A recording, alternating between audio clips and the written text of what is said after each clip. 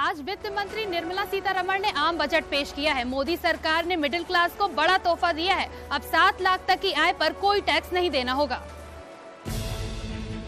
8 साल बाद आखिरकार इनकम टैक्स छूट की सीमा बढ़ा दी गई। वित्त मंत्री निर्मला सीतारमण ने इनकम टैक्स को लेकर बड़ा ऐलान किया। अब 7 लाख रुपए तक की सालाना कमाई पर कोई टैक्स नहीं देना होगा। अब ये सीमा 5 लाख रुपए थी। व्यक्तिगत इनकम टैक्स की नई टैक्स दर 0 से 3 लाख रुपए तक 0 है, 3 से 6 लाख रुपए तक 5%, 6 से 9 लाख रुपए 10%, 9 से 12 लाख रुपए 15%, 12 से 15 लाख रुपए तक 20% और 15 लाख से ऊपर 30% रहेगी। I propose to increase the rebate limit to 7 lakh in the new tax regime. Thus, persons in the new tax regime with income up to 7 lakhs will not have to pay any tax at all.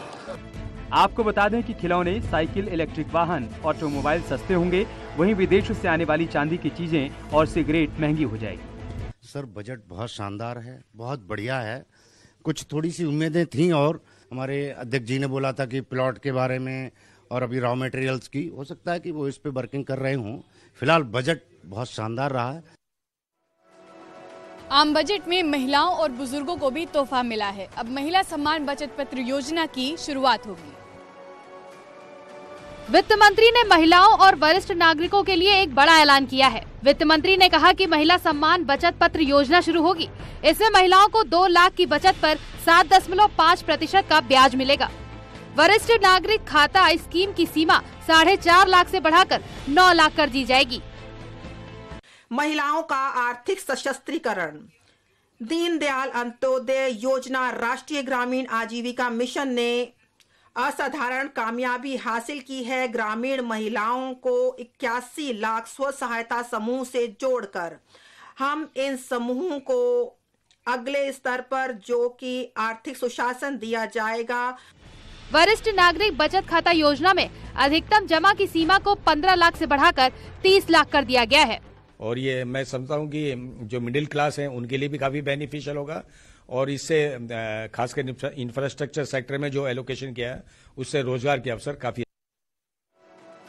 किसानों और युवाओं के लिए सरकार ने कई बड़े ऐलान किए हैं। किसानों को इस साल 20 लाख करोड़ लोन देने का लक्ष्य रखा है, तो वहीं कई राज्यों में 30 स्किल इंडिया इंटरनेशनल सेंटर बनाए जाएंगे। वित्त मंत्री की पिटारे से किसानों के लिए आज कई घोषणाएं निकली। बजट में सरकार का फोकस कृषि के बुनियादी ढांचे को मजबूत करने, कृषि में तकनीक को बढ़ावा देने और प्राकृतिक खेती की ओर किसानों का रुझान बढ़ाने पर रहा है। हालांकि बजट में प्रधानमंत्री किसान सम्मान निधि की राशि में बढ़ोतरी और एमएसपी को लेकर कोई घोषणा नहीं की गई। अगले 3 साल में देश के 1 करोड़ किसानों को प्राकृतिक खेती के गुर सिखाए जाएंगे। देश में 10,000 बायो इनपुट रिसर्च सेंटर स्थापित होंगे। माइक्रो फर्टिलाइजर की उपलब्धता बढ़ाने पर जोर दिया जाएगा। रासायनिक खाद के संतुलित उपयोग को बढ़ावा देने के लिए पीएम प्रमाण योजना की शुरुआत होगी। गोवर्धन स्कीम के तहत 10,000 करोड़ रुपए खर्च किए जाएंगे। An agriculture accelerator fund will be set up to encourage agri startups by young entrepreneurs in rural areas. The fund will aim at bringing innovative and affordable solutions for challenges faced by farmers. इसके लिए अलग अलग राज्यों में 30 skill India international centre बनाए जाएंगे। प्रधानमंत्री कौशल विकास योजना का चौथा फेज लॉन्च किया जाएगा, जिसमें किसान को दिखाया है। बजट की तरफ देखते हुए किसान को उम्मीद है कि ये बजट शायद कृषि के क्षेत्र में बहुत कुछ आगे नया लेकर आए। आम बजट को पीएम मोदी ने गरीबों का सपना साकार करने वाला बजट बताया, तो वहीं बीजेपी अध्यक्ष जेपी नड्डा ने सरकार की जमकर तारीफ की।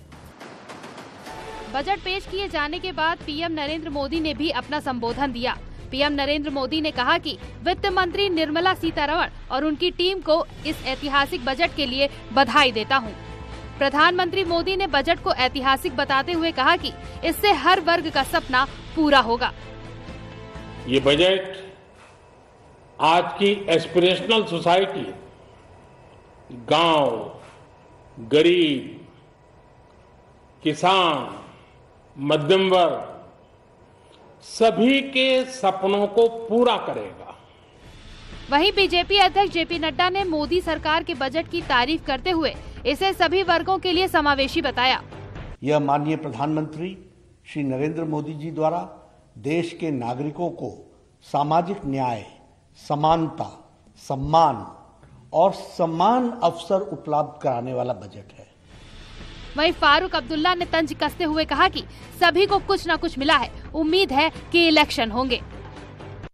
मिडिल क्लास को भी मदद है, सबको हर तरफ से कोई न कुछ दिया गया है, उम्मीद है कि इलेक्शन होंगे। सीएम योगी ने बजट की तारीफ की तो विपक्षियों ने इस बजट पर सवाल उठाए। मायावती ने ट्वीट करके कहा कि इस बजट के जरिए लोगों को झूठी उम्मीदें दी जा रही हैं। मोदी सरकार के बजट की सीएम योगी ने तारीफ की। सीएम योगी ने ट्वीट कर लिखा, वर्तमान केंद्रीय बजट गांव, गरीब, किसान, नौजवान और महिलाओं समेत समाज के हर वर्ग की आशाओं और राष्ट्र के समग्र उत्थान की अपेक्षाओं को पूरा करने वाला है। निसंदेह ये बजट भारत को आर्थिक महाशक्ति बनाने की दिशा में मील का पत्थर साबित होगा। मायावती ने ट्वीट कर कहा कि देश में पहले की तरह पिछले 9 सालों में भी केंद्र सरकार के बजट आते जाते रहे, जिसमें घोषणाओं, वादों, दावों और उम्मीदों की बरसात की जाती रही, किंतु वे सभी बेईमानी हो गए।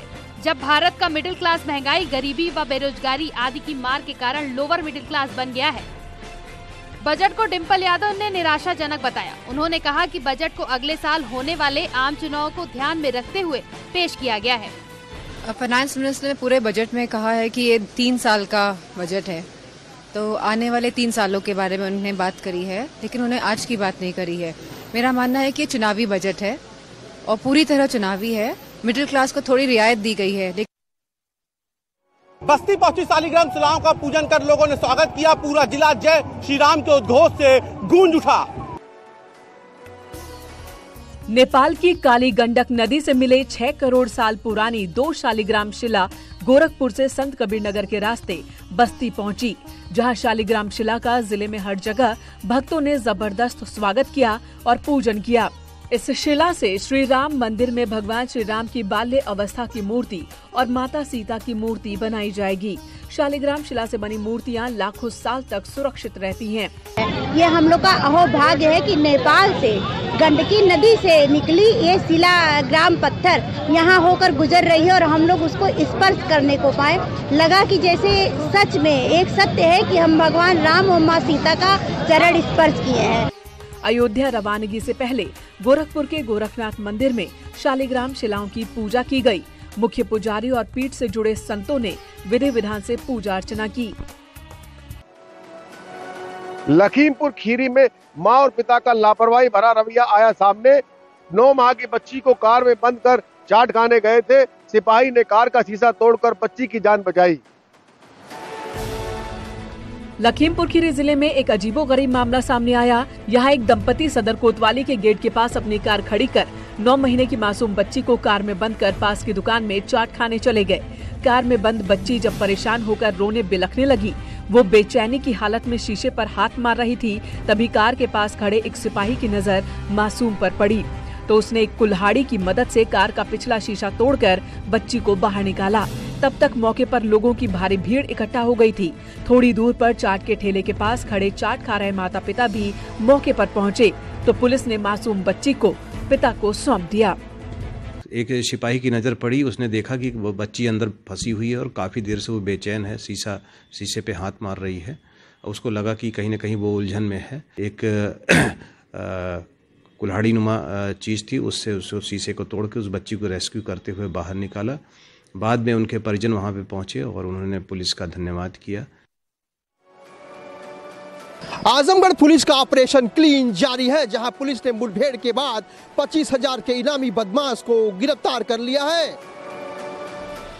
आजमगढ़ में पुलिस ने मुठभेड़ के बाद 25,000 के इनामी बदमाश को गिरफ्तार कर लिया है। गाड़ी चेकिंग के दौरान जहानाबाद थाना पुलिस की मोबाइल टावरों से बैटरी चोरी करने वाले गैंग के साथ मुठभेड़ हो गई।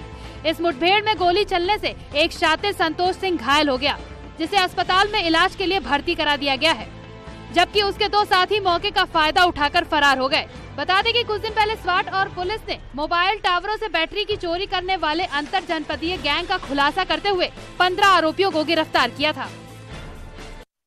थाना जहानागंज की टीम के द्वारा एक गैंग का वर्कआउट किया गया था जो टावर में चोरी करते थे। इसमें कुल 15 लोग गिरफ्तार हुए थे। 3 अभियुक्त वांछित थे, जिसमें से एक अभियुक्त संतोष सिंह जो थाना निजामाबाद का रहने वाला है, इसके ऊपर 25,000 का इनाम घोषित किया गया था। आज सुबह इसको पुलिस मुठभेड़ के दौरान गिरफ्तार किया गया है। अमेठी में रेलवे ओवरब्रिज में बाधक बन रहे मकानों और दुकानों पर बुलडोजर चलाया गया। व्यापारियों ने नोटिस देने के बाद भी दुकानें नहीं हटाई थी। पूरा मामला अमेठी के ककवा रोड का है, जहां लखनऊ वाराणसी रेलखंड पर रेलवे ओवरब्रिज का निर्माण कार्य चल रहा है। 50% से ज्यादा का काम पूरा हो चुका है, लेकिन आगे के निर्माण कार्य में कुछ मकान और दुकानें बाधक बन रही थी, जिन्हें खाली करने के निर्देश दिए गए थे। कई बार नोटिस भी दिया गया, लेकिन जब व्यापारियों ने नहीं हटाया तो आज प्रशासन ने बुलडोजर से मकानों और दुकानों को गिरा दिया। इस दौरान एक व्यापारी के परिवार से पुलिस की नोकझोंक भी हो गई। ओवरब्रिज में बाधक बन रहे व्यापारियों के मकानों और दुकानों पर आखिरकार प्रशासन का बुलडोजर चल ही गया। इस दौरान कई थानों के पुलिस फोर्स पीएसी बल के साथ मौके पर मौजूद रही। मौके पर सीओ और एसडीएम भी मौजूद रहे। आगरा में पिता की पिटाई से आहत बेटे ने जहर खाकर अपनी जान दे दी। आगरा में एक युवक ने जहर खाकर अपनी जान दे दी। आरोप के मुताबिक लड़की से चैट करने पर पिता ने बेटे की पिटाई की थी, जिसका एक वीडियो भी सोशल मीडिया पर वायरल हुआ था। पूरा मामला मलपुरा इलाके का है। बताया जा रहा है कि लड़की के परिवार ने इसकी शिकायत की थी, जिसके बाद नाराज पिता ने बेटे को सरेराह पीटा था। पिटाई से आहत होकर बेटे ने जहर खा लिया था, जिसकी इलाज के दौरान मौत हो गई।